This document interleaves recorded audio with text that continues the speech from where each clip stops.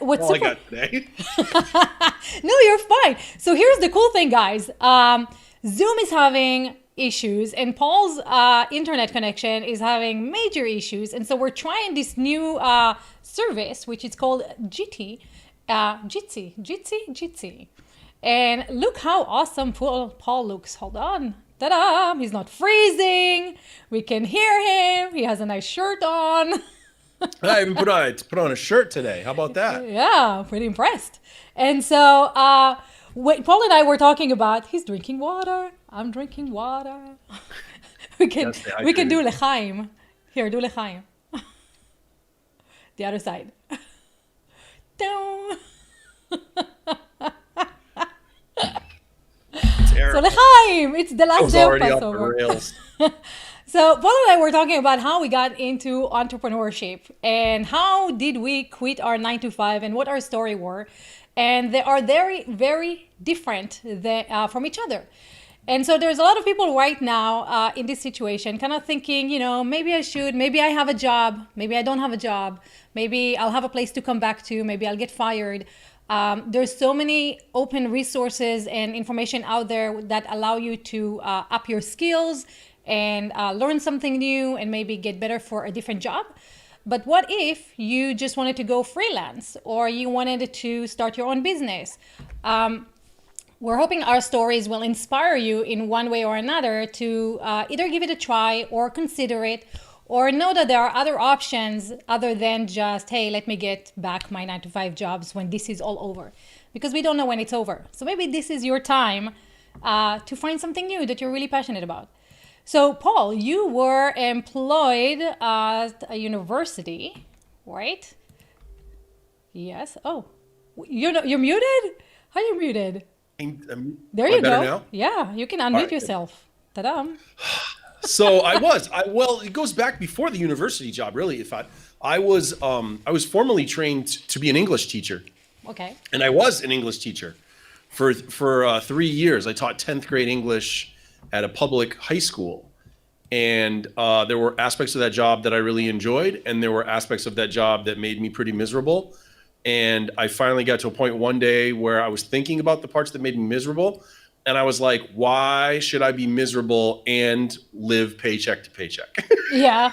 Because Right. that's what, I was in a teaching job where I was getting paid $21,500 a year To take someone else's bullshit. to take care of other people's kids, and I had student loans and stuff like that, and Right. so I just got to this point where I was like, but it wasn't the money wasn't the first thing. The first thing was not feeling valued. It was getting to a point where I felt like I was spending more and more time excuse me, arguing with parents who were upset that I was trying to hold their kid accountable, Yeah. and arguing with administrators who also were like upset that I was holding kids accountable. I'd be like, how do we teach them if we don't teach them these life skills that like they have to be responsible? Right. And so it just happened enough that finally I was like, this is stupid. I'm not doing this for like peanuts. And so I Right. left. It's really I sad went to that, university, no, I'm just saying, like, it's really sad and that our I teachers are loved not getting that paid job. enough. You are freezing. There we go. I'm just saying, Yeah, I like, mean, and yeah, there are always. yeah, Oh, see, we're getting a little freezy now, right? See, I'm yeah. telling you. Oh, it drives me nuts. So, can you hear me now? Okay. Yes, I can. So it's education. There's a tremendous amount of disparity in education across Yeah. America. I can't speak for the rest of the world, but even within a single state, what tends to happen is it's all about districts. And Right. in one district, there's plenty of people with money, and so their schools are great because their tax base supports that. And Right. then in another district, there aren't enough people with money, and so there's not enough tax base, and so their school districts suffer. Yeah. And it's a It's really yeah. hard thing. It's bad that when you know that the people who are training the next generation are not getting paid enough and are not supported enough to train the next generation to be the best that they can be, right? Yeah. There's Bark says no more 9 to 5. Yeah. So are you a business owner of Bark? Are you did you lose your job, or what's happening there that you're saying no more 9 to 5? You've never had one. You are going one. Stuff. So you decided, Paul, that it's not worth the pains is not worth the payment. So what'd you do? I left. I left. And so, but that You was a just big quit. deal for me. Yeah. I was 25 years old. I had just finished my master's degree in education, which was part of the bigger thing of when you get a master's degree, they have to give you a pay bump, right? And so I had just done that. So in that way, I'd invested even more into that career and then was like, all right, I don't want to do this anymore. Why? And so I was like, now what do I do? So I went back to the university that I had gone to as an undergraduate and a graduate, and I got a job there working in student affairs. And student affairs is the non-academic side of colleges and universities, hence the name, right? It's all the stuff that supports student success in a non-academic way. So I ran a dorm. I ran a dorm with 163 co-ed students in it. And it was almost like being a guidance counselor. I was meeting with students and talking with them about their goals and how to be successful in school. I was handling housing issues. I was handling behavioral issues. If they were in bad behavior, I had to deal with them. So it was cool in that the job gave me different things to do. It was never boring. Yeah. And the other cool thing about that job was, unlike teaching, where you would run into students who just didn't want to be in school, they thought school was stupid. Right. All these students chose to come to college. They wanted to be there. And so that made them easier to work with as well. I did that job for 5 years and I really enjoyed it. It's not the kind of job that you do for 20 or 25 years. The way that it's structured, most people do it while they're in grad school. And then when they get their graduate degree done, they go into whatever their field is and they move on. And so I got to this point where I was like, well, I'm not going to do this job for, because I lived in the building with the students. I had an apartment in the building I lived on. It's a different kind of lifestyle. And so I was like, all right, now what do I do? And then I happened to stumble into hypnotism at the time, and I got into hypnotism. So 2 questions. So first, you replaced a job with another, right? You're like, I'm not going to be a teacher anymore, but let me find a different position at the university. So it wasn't your first, I'm quitting being teaching English to entrepreneurship right away, right? It was kind of like a little bit transitional. Yeah, so that UNH job, the student affairs job, kept me like working developmentally with people. It didn't make me think entrepreneurially. It was only when I decided I wanted to get into hypnotism, and that meant like, well, if you want to be a hypnotist, you have to, there's no like big hypnotism businesses out there where you go and you join a hypnotism staff. It's all small businesses. So that was when I was like, all right, well, if I'm going to do this, I'm going to have to be an entrepreneur. Yeah, so that's a little scary thing, right? Adil is asking, how do you break away from the comfort of a 9 to 5 job paycheck, and go like, hey, I guess I'll be a hypnotist. So, so this is always part of the fun part of the story for me. So what I thought about that at first, I had that same reaction, and I thought, all right, well, I could stay in this job and have my 9 to 5 job, and I could just do hypnotism on the side. Right. And when I was thinking about that, one day I was out driving in my car and I was listening to National Public Radio, and they did an interview with Dave Chappelle, who was at the height of his comedy career at the time. Like he was absolutely exploded with Chappelle's show and all that. And he was telling a story of how he got started doing stand-up, and this was when he was a kid. He started when he was like, I think 16 or 18, and he was talking about how he excuse me, he went to a nightclub and he got to see Eddie Murphy doing stand-up. And back then, this is when even famous people like Eddie Murphy, when they worked a stand-up gig, they would still, you could get access to them. They wouldn't just run right to the back when they were done. They'd go hang out at the bar, or it was different back then. Yeah. And so he actually was able to approach Eddie Murphy and say, Mr. Murphy, my name's Dave Chappelle. I want to be a stand-up comedian. He said, "Do you just have any advice that you could give me?" And the advice that Eddie Murphy gave him was, he goes, "Yeah, kid." He goes, "You got a day job?" And he goes, "Yeah." And he goes, "You need to quit that shit." And that was his, and he was like, "What?" And he goes, "Listen, as long as you're working a day job, you're going to feel safe and you're not going to grind it out." He goes, "So you need to put yourself in the position where, if you want to pay your rent, you need to get out there and get gigs. And that's how you're going to build a real career for yourself."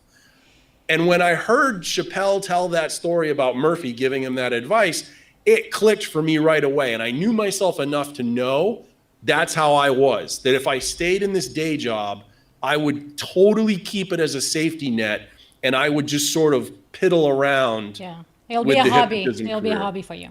Yeah. Yeah. Yeah. So I quit the job. I waited until the end of the contract year when school ended in May and everybody they ended for the year. I told them I wouldn't be coming back in the fall, and I stopped So because I knew I had to put you didn't leave myself. them hanging. You're like, Yeah, hey, this is the plan. I didn't jump out on them. I got through the end of the contract year, and then I just didn't renew. And so when that happened, right, when you're like, okay, I'm going to do that, did you put money aside for, hey, I'm not going to have a job anymore and a paycheck, and you're starting in a So that was completely the next thing, right? So then I was like, well, what if I don't make enough money? Right. So what I had was I was doing so well because in that job, they give you an apartment, you don't pay rent for it. Right. They give you a meal plan, you don't have to pay for groceries. They give you your basic cable service, you don't have to pay for it. So all of my money was basically disposable income. So I had saved up quite a bit of money, and I had bought myself a Sahara edition Jeep Wrangler. It was Okay. the only car I ever dreamed of having from when I was a kid. I bought it the exact color I wanted with the exact interior, everything. And I had paid it off early. I had paid the loan off in advance. So I actually had equity in a car, which is like unheard of because they always Yeah. depreciate, right? Right. But I had paid it off so early that it still was worth way more, And so I sold the car. Oh. And I Oh. took that money and I put it in the bank so that if I had to pay rent or something, and I was like, I'll just rent a car when I need to go. I'll borrow a car from friends to run errands, or I'll rent a car when I have to go do a gig. Wow, And but that's a biggie. That's a biggie. That's like, that's the dream car. You're selling the dream car. That's it was worth the it. emotional component of it was the Yeah. bigger thing. It was I was giving up one dream for another dream. And that was another big important thing for me was that that understanding of all right, so don't just expect that you can have everything. Maybe sometimes we can in life, but don't just feel entitled to have everything. I was like, you made this dream come true. Now make this dream come true. And part of it is letting go of this one. And so Yeah. that was a cool part of it for me, really, is that I knew that's how much I wanted it to work. And so you're diving into hypnosis, and that's not a regulated market, kind of like, doctors or coaches or something like that, right? How do you know? I mean, there's a difference between becoming a hypnotist and running a hypnotist business, as you know. So what was that journey like? So that's been the longer part. Like that journey is ongoing, really, right? So when I started out, I think probably the biggest mistake I made, and I think a lot of small business owners do this, is I tried to really start like 3 businesses in one all at the same time. I tried to do my entertainment division and my consulting with clients division. And I tried to this is back when people were still selling CDs. Okay. I tried to have an online store selling hypnosis CDs. And I tried to build all 3 divisions simultaneously. And that was a big mistake. It was a big, big But mistake. wait, what made you think that you're thinking about, okay, I'm going to become a hypnotist. What made you feel like, okay, I'm going to do consulting and I'm going to do stage and where'd you get those ideas from? Did you have a mentor Well, so or when someone? I had started researching it initially, I talked with other hypnotists and I just knew that those were all options. And so for me, it seemed like a smart way to hedge your bet and be like, all right, I'll do all three so that if one doesn't do well, I can fall back on the other two. So Oh, if I'm not getting a lot of shows, I can still keep seeing clients. If I'm not seeing a lot of clients, I can, get you. still Yeah. be doing shows. And hopefully for a little extra money, I'll sell these CDs. But what it did was it diverted my attention three ways, Yeah. trying to make them all happen at the same time. And so I didn't do any one of them at a really high performance level. Yeah. Does that make sense? Totally. Yeah. Yeah. What do you call that? Catch two. Uh, Almost like a catch 22 kind of. no, like trying to catch two birds with one stone kind of thing, Oh, right? yeah. Yeah. Yeah, Yeah. but it's hard, right? So you did not have a mentor when you got started. Like it's all I you didn't listening really. to That's other another people. mistake that I made. That's Yeah. another mistake. And it's funny that I made that mistake because when I was a teacher, my graduate teaching program required me to have a mentor. It was part of the program. Yeah. And I saw and firsthand experienced the benefit of having that mentor experience, right? Right. So I was like, I always look back at that and go, why didn't I think at the time I should get a mentor like I did when I was teaching?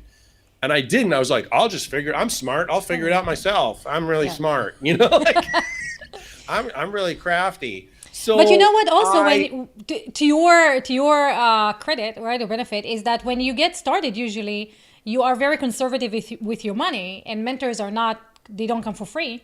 So might that be kind of like a way of, hey, let me try to figure it out and save some pennies, and when I have disposable income, then I can get a mentor. I think I just got locked in if I to like I was just gonna bootstrap it all the Yeah. time. Like I was just gonna save money all the time and figure it out myself. And I just got so locked into it that it took me a long time to go, hey dummy, how about you stop doing that? And like Right. accelerate your because that's the reality is so while I did save money because I had lots of time that I could afford to spend, because of the sheer amount of time it took to learn all the different skills, Yeah. my results were still stunted. Like it took me years. Like it took me probably the first 8 years, Oh wow.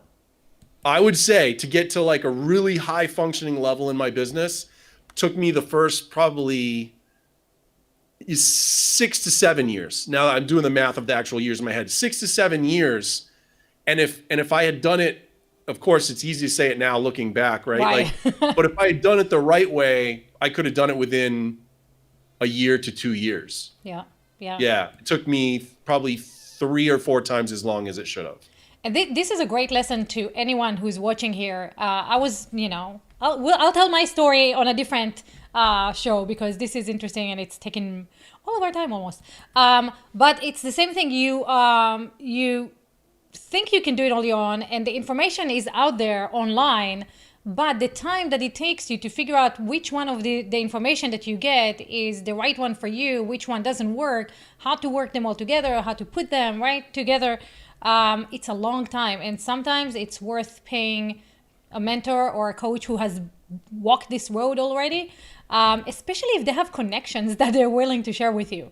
Because if they do And that, see, so it's that stuff that you don't think of. You think of it, I think, just in terms of first of the learning, and of course Yeah. the learning matters, but it's also the access. And that's what I've been able to do for my students now when Yeah. I train hypnotists is I can accelerate their success because I can say, you want to do what? Oh, go talk to this person. You want to do what? Oh, go talk to this.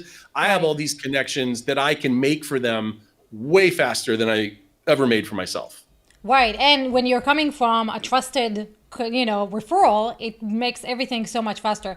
I'll have to tell you though that you are very unique in that approach because I've had coaches and mentors before who were not very generous with their Rolodex. So when you are looking for a mentor, kind of like gauge and taste the water and see how generous they are with introducing you to people because that will help you leap forward. Like not But just if information. not, that goes back to why we started this show. That's why we have a show called The Naked Truth, because the naked truth is, in my opinion, that the majority of mentoring programs that are out there are just revenue generators. That is true. True? They're not people who can do that stuff because they're doing it from that place of true mentorship. They're selling a mentorship so they can just make more money. Yep. Like it's a true. whole different model. And Yeah, that's the problematic aspect of that model. Yep. You know, I didn't offer mentorship until I got to a point where I honestly looked at my business and thought, all right, I've got 16 years now. I was training people and doing some mentorship, but I just launched my first mentorship program. You know this. Yeah. I just launched it like a week ago, 16 years in the business before I launched it, because I wanted to be sure that I could really deliver for people. Right. You know, and that's, I think there's a lot of that out there. There's a lot of people that are masterminds. That's another one. Yep. We got to have an episode where we just talk about masterminds. Like there's people out there doing masterminds just because they've heard it's a cool way to make money. And it is a cool way to make money. And it is a cool, right? But you got to It's a great deliver way. the thing. Yeah. You got to deliver the experience. Yep. And some of these people that are selling these masterminds, they can't deliver. Yep. Yeah. So we'll talk about masterminds. Actually, that's a really good topic. So someone on someone on Twitch is saying, "Get naked and tell me the truth." So it's not that kind of show. It's not that kind of show. Sorry. But you know, in the Corona days, you have plenty of access, so you really don't need us. And Adil is asking, how do you decide on a good mentor? Well, I honestly, it's a little bit of an experience, right? You go through a few bad ones, so you start knowing what to look for in people. And I'm learning a lot that it's a lot of a gut feeling. You talk to them and you kind of hear what they're saying. And, you know, if they're talking from a way of your perspective and what it can do to you.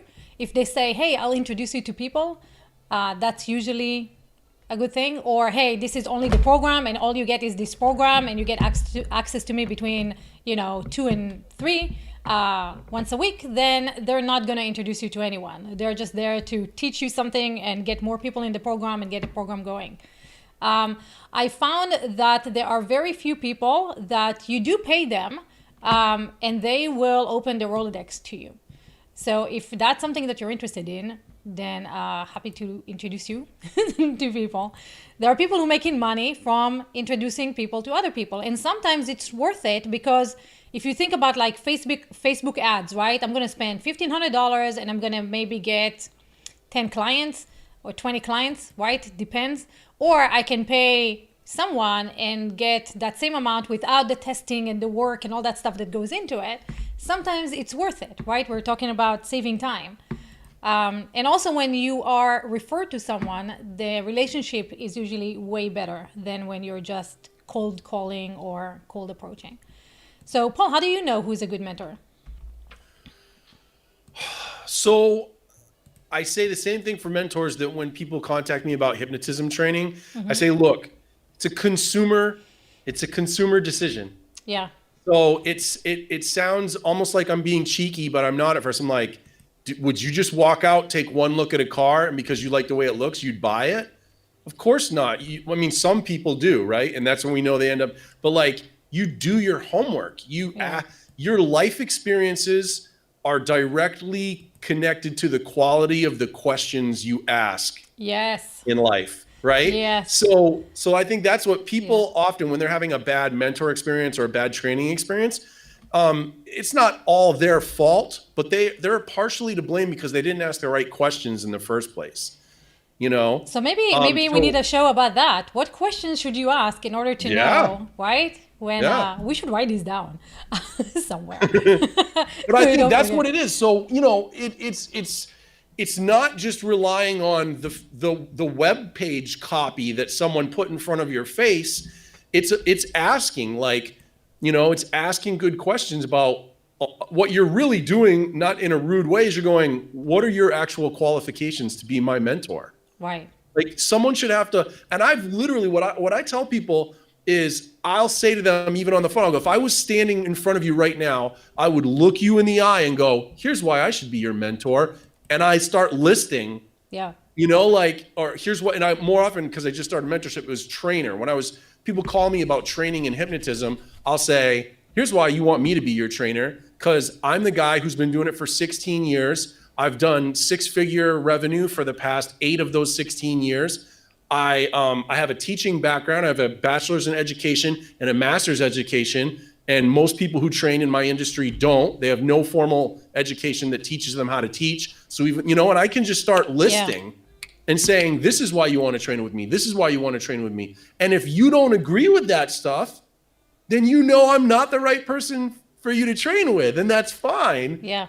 But it's not because I have a really cool looking website or because Which I've you got the do. right credentials after my name. Like lots of people can get a credential, Right. Credentials is not knowledge necessarily or wisdom, right? So one of the other ways is also kind of like see how you feel with that person. Can you actually express yourself and say how you feel without being shamed or without being put down for like, oh, you should know this by now, or come Yeah. on, just in a personal relationship, because that person is supposed to take you and help you rise through the ranks of whatever it is that you want to achieve. What type of relationship is it, right? And if that person is super busy all the time and they don't have enough time for you and you always feel like you're infringing on their time, that might not also be a red flag where you're like, well, I'm going to pay them and they're not going to have enough time for me, and that's not gonna work very well. But we'll talk about mentorship. Right now we're talking about how to quit my 9 to 5, and one of the biggest mistake is not getting a mentor when you make that transition. So if you are choosing, It really is. right, yeah, if you are choosing to make the transition, No, it is though, because I think seriously, if I don't care, like if you're a plumber, an electrician, like no matter what you are, you go back. This is another example I've used before. People say you go back and do some of the reading on what they used to call the guilds, right, right? yeah, In old days, there were professional guilds, carpenters, masons, bakers, right, whatever, right? They had these professional guilds. And if you wanted to get into that profession, first you went in as an apprentice yep, and you would learn directly under a journeyman or a craftsman, right? And your goal was to rise through those designations, to start out as an apprentice, right, then become a journeyman, then become a craftsman, then become a master craftsman. And there's a reason that they organized things that way. They figured out over hundreds and hundreds of years, that was how you got people to like really knowing their shit and being able to do things the right way. And so I'm like, I don't care whether it's teaching or hypnotism or entrepreneurship, like get yourself a mentor. yes, get yourself a mentor. And and one of the ways to find a mentor is just asking around your friends, right? Like, hey, do you have a mentor? Who do you use? Why do you like them? What don't you like about them, right? Like, start with that. What don't you like about them? Because there's always going to be something, right? Like we're humans. We're not going to like everything about everyone. There's going to be a little quirk or something. And whatever I don't like about someone just might be my personal opinion, doesn't matter to you, but it'll be something that's in your awareness to know and to look for. So has Stuart come in? And I think, Stuart, you coming in, I think you messed up my... He broke the feed. You just You got all broke the grainy and feed, I chunky. What think. happened? Yeah, I think he just, let's see. So, yeah, you see? He just broke the feed. Oh man. Yeah, we broke you. Well, So, that's how we learn. so Paul, let's finish with and now I'm gonna have to readjust you into everything. Stuart, I'm just gonna hide you for a second. Can I hide you? How can I hide? Can you hide your camera for a minute until we kind of figure out this new software and how that works? Let's see. Can you hide your camera? I don't know if I can hide your camera. Do you want me to hide mine? No, I want you on camera because I'm going to talk to you in a second. Oh, okay. But Stuart, how do I hide? No, no way. Messes up. So the question. So you found you did not get a mentor. You spent a lot of time, 6 years, kind of like going through this entrepreneurial journey, trying to become a hypnotist. How did you not give up and go like, you know what? I'm like, this is too much. I'm doing too many things. This is so bad. Um, how that That's a happened? good question. So I Okay, think I'm it gonna was have to hold on a second. I'm gonna have to. he's still trying to get me switched over. Yeah, I'm gonna have to like look at you. You're like a Oh, look, I'm billion like fractured. places. You are fractured. So Fractured. yes, let me bring you back. Hold on. Bring you back, and here you are. Ta-da! There you go. There I am. There you are. Okay.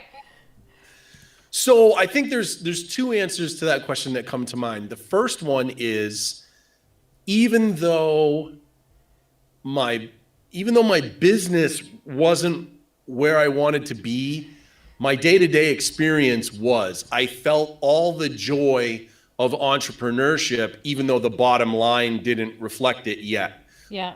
I chose my schedule every day. I chose what projects I wanted to work on. I kept learning and growing every day by learning all these different things I was trying to do. So I had a sense of growth. I had a sense of purpose. I had a sense of creativity. I had all these things that are the best parts of small business ownership and entrepreneurship. I just wasn't kicking ass on the bottom line, you know? Yeah. So that was what kept me in it primarily, I think. And then the other part of it that kept me in it was probably, honestly, if I was probably like an ego-driven thing of like, I had been successful at pretty much everything I ever decided to do in life. Like I graduated third in my class in high school, and I was a two-sport athlete, and I went to college and got a degree. And even though everything didn't always work out exactly like I thought it would, whenever I really said I want to do something, I did it. And so I wasn't gonna let myself like not have that happen. I was like, I'm just gonna keep doing it until it's the way I want it to be. I just need to figure it out. I like that a lot, actually. Let's see. Adjusting shit here. So, here we are. Can we? Yes, here we are. Okay. So, this is super interesting, because I think this is part of the what makes an entrepreneur, right? A lot of people be like, too hard, and I'm quitting right away. And entrepreneurs are like, ooh, the thrill of the game, right? Like just trying to do this and the joy of the journey, if you will, right? And knowing that you're gonna get there, but like just enjoying how you're getting there and enjoying learning things of getting there. So I think that's maybe what kept you in there, Paul. I think again for me that's part of my model that I built earlier in life was being a successful student, right? I had built that into my identity a lot, that I was good at learning, I was good at school, I got good grades. And so one of the things that nothing is ever completely good or bad, right? But Right. the good side of it was that as I felt like as long as I was learning, I was okay. Yeah. And so I kept going through the challenges of small business ownership and learning things. And so I was like, okay, I'm learning. It's okay. Like I'm Yeah. allowed to learn. There you And go. I think that's a big part of what kept me in it. And so one of the questions that Adil is asking, when did you know that you are honestly good enough that if you ditch your current comfort zone, you have what it takes to become what you think you want to be as a, he says freelancer, but not really a freelancer, like an entrepreneur, a business owner. So I'll tell you as soon as I hear that word, it's another huge lesson. Always beware of the comfort zone. Like whenever in my 16 years of business, whenever I did like a level up, and I was like, yeah, I'm getting it now. Like, and then I'd get comfortable, there'd be something that would come out of it. And so what I've learned to do is whenever I start to feel like I'm getting comfortable, now that's a red flag for me, which is not the way we're sort of wired, right? We're Right. wired to be like, nah, just sit and enjoy it for a while. And I'm like, no, no, no. Because you sit and you enjoy it, and then it extends way longer than it should. And then Right. you're not growing yourself and your business. So that's a real monitoring thing for me, is watch the comfort sense all the time. And if you're comfortable, that's a red flag. That's not a good sign. I know it sounds backwards, but it's really like I had multiple times where I'd struggle and struggle and struggle and struggle, and then something would click for me and it'd go boom. And then I'd get there and I'd be like, yeah, kid. And then I would just sit there flat for a Yeah. long time because I'd Yeah. just be resting in the comfort of like, now I'm finally at this income level, or now I'm Wow. finally at this brand recognition level, or Yeah. whatever, you know? And then you get to a point where you realize that's not enough. That's not going to fix everything. And so then you notice like stuff starting to trickle down, sales are starting to trickle down or whatever, you know? And then so you're like, I got comfortable again. And then you got to go and find a way to push through that and go to that next level again. That's a good one. And it's so true. It's like just when you feel like, okay, huh, shit hits the fan. Well, and I'm not advocating like this doesn't mean you should be stressed all the time. I'm not saying, you know, like I'm not saying you got Yeah. to keep yourself in like some kind of hysterical state, like, but you got to keep, there should be a sort of, I want to say tension, a light level of like tension. I've got to keep going. I've Yeah. got to keep pushing. I've got, you know. Yeah, and that it makes it interesting also because, like, when otherwise you get bored and you're like, okay, well, not into this anymore. Christian from Twitter is asking, how did you deal with the fears of taking on your new goals? Did you have a fear? I didn't have a fear. Did you have a fear? The only fear I consistently have is the fear of failure. I have a real hang up about, I don't deal with failure well. So if I had a goal, there was never fear around the goal. No one makes me choose the goal but me. So I get excited about the goal. It's what if I fail? And then that confronts this notion of I'm smart, I'm capable. Right. Yeah, but then you failed. Like that's the thing I'm always working on as a lifelong issue for me, is learning that failure is part of your growth process. Yep. And don't let it be so personal when you fail. Make it just like, dude, that's how you get feedback. That's how you figure stuff out. Like you keep going.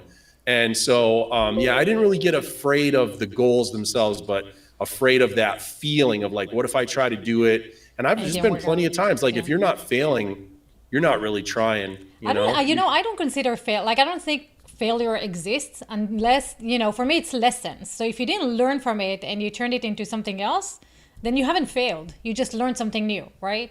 Failure, Yeah. to me, is quitting. That would be like, okay, I failed at this whole entrepreneurship. I quit. I'm done. Then I failed on this area. But otherwise, it's just like, oh, this didn't work. Let's try this one. Okay, this Yeah, didn't and I'll be work. honest with you, that's one that I struggle more with. If you want to learn more about that, folks who are in the audience, read Mindset by Carol Dweck.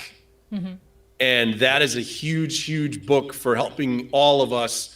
It'll help you get to a much better understanding. It's a very simple concept.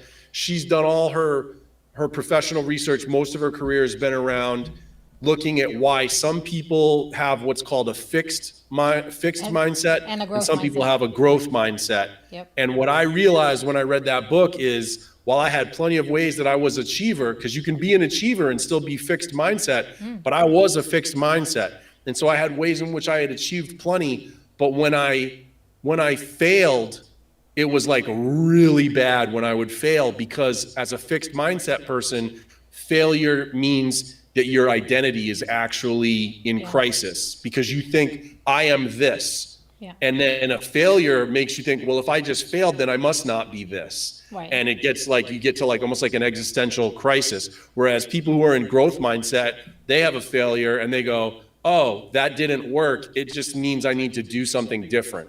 Yeah. And they're much more resilient at problem solving in that way than fixed mindset people like me. But the good news is you can learn, it's a skill. You can learn to move from fixed to growth. And that's what that book helps Yeah. with. So it's really cool. And maybe the secret is fail more often, fail faster, fail faster, Fail a lot. right? Fail faster and be like, ooh, that didn't work. Great. That didn't work. Great. Yeah.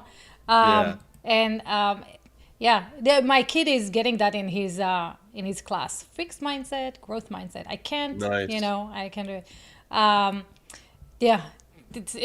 Just the fact that they're talking about it doesn't mean that he's, not one or the other, right? Dude, I'm telling you, you're always so good at landing guests. You should land her. Get her on and let us talk to her. All right. Well, do that. Work your magic. Because Word. that would be a huge, huge value add for our audience if we could talk with her for half an hour. That'd be really cool. Will do. Stuart, let's see if we can get you in here. And your video is much better on Jitsi than it is on Zoom. Have you noticed? Like the quality of the video is so much better. How do we unmute you? So unmute yourself. Let's see, you're still muted. Yeah, you're muted. You're muted, buddy. And I cannot unmute you. There we go. How Hi. about that? Ta-da. I don't know. This okay. This has got better bandwidth. I'll buy that. Or I'm broadcasting in better bandwidth, which is doubtful. But the quality is much better. Much, much better than Yes.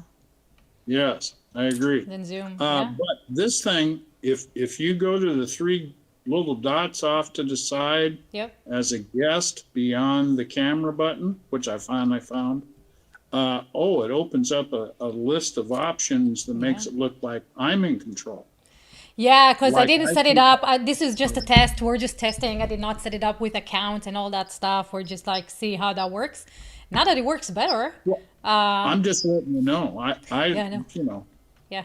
I don't That's know. what I'm seeing from my side. And I'm not seeing your split screen. When you've got both of you on screen, Yep. all I can see is a minimized tile at the bottom, like a panel picture. Right, but you're on a phone, so totally different experience. Oh, that could easily be. Yeah, super cool. So, I love what Paul's saying. I mean, I've gone through the same set of things. In fact, I fell into the other side of what he was talking about when I lost my real estate company when I was, that's a long story. Yeah. But I spent 31 years doing some very, very fun, interesting stuff. And then all of a sudden I got taken down to the point where, I was very nearly homeless. And so I fell into that trough right when you met me, actually.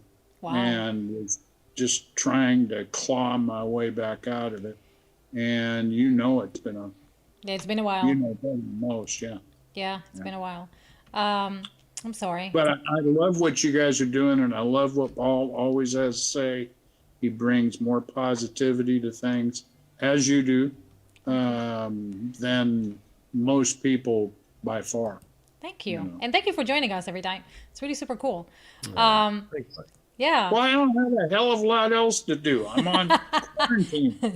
I know, but you're the only me- one jumping in. Most people just commenting and stuff. We want to see more people jump in. So that's your job, people. Hop on in. Just as I'll soon, show them that it's possible, yeah. yeah, just Hey, as soon I'm as we 20 figure out this whole miles from layout now. thing. Nowhere to go. That is true. We should have a bigger audience. Speaking of a bigger audience, tomorrow, guys, you know who we're talking to? This guy. So if you're interested in talking to that guy tomorrow, then join us on thatgeek.com. Let me see if I can bring it up right here so you can see me. Where are we? So you'll see the lower third and everything, and no, by the time I find it, it will be gone. Let's see. I No, had not to, this had one. to click to get you up individually, otherwise it stayed on my feed. So I'm thatgeek.com/RSVP tomorrow. You can hop in and I know Paul can hop in and talk to this guy, JP Sears, live face to face, 1 p.m. same time, same place, almost same place. Tomorrow, 1 p.m. Central, 2 p.m. Eastern, 11 a.m. Pacific. thatgeek.com/RSVP. The platform that we are using today is Jitsi. That's the one we're testing out, so we'll see. So Stuart, thanks for joining us today, as always. And Paul, thanks for sharing your story. And next time, we'll share my story. That'll be cool. There we go. So we'll see you guys tomorrow with JP live at thatgeek.com. And then on Friday, maybe I'll share my story. We'll see. You have to come back. We'll know. Who knows? So thanks, everybody. See you later. Have a fun